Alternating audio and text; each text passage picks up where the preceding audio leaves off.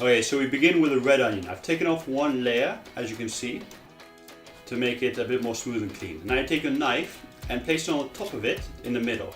And then you place your finger where the end of the onion is. And this will indicate where the halfway mark is, so you don't stab yourself on the other side. You just press your knife into it at a 45-degree angle. And then you connect and you create this zigzag pattern going all the way around. Here you can see it more clearly. You just press your knife in, and then wherever the last cut was at a 45-degree angle, you go in again. Okay, you just continue the zigzag pattern all the way around. The only thing you really need to know is that when you press it in, you want to pull the knife upwards and pressing the tip down, so it creates a rectangular cut into it. So that it joins up all the cuts on the interior of the onion.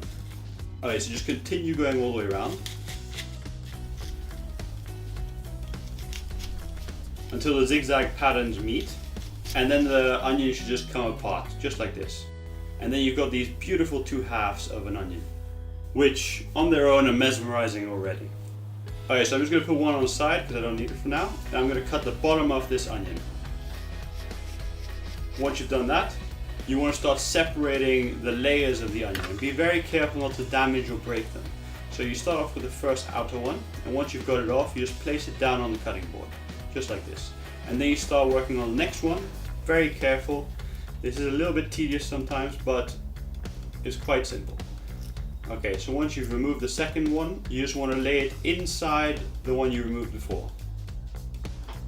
And you want to make sure that wherever there was a V from the one before, there's a little point now. And you just continue this pattern all the way to the core. So you just take off the next layer and just align it so it's wherever the V was, there's a point now. And you just continuously do this until you can't remove any more layers from your onion. So I think this is the last one I can remove. Alright, so I'm just going to fit that one in. And now I'm just going to take the core component and fit that one inside because I can't separate this anymore. There we go. Okay, great. Now this is already a beautiful garnish, but it's a little bit flat. Alright, so I'm just going to take the bottom of the onion, which has a curve in it. I'm just going to lay the garnish on top and then press it down. And that just creates a much more 3D complete effect.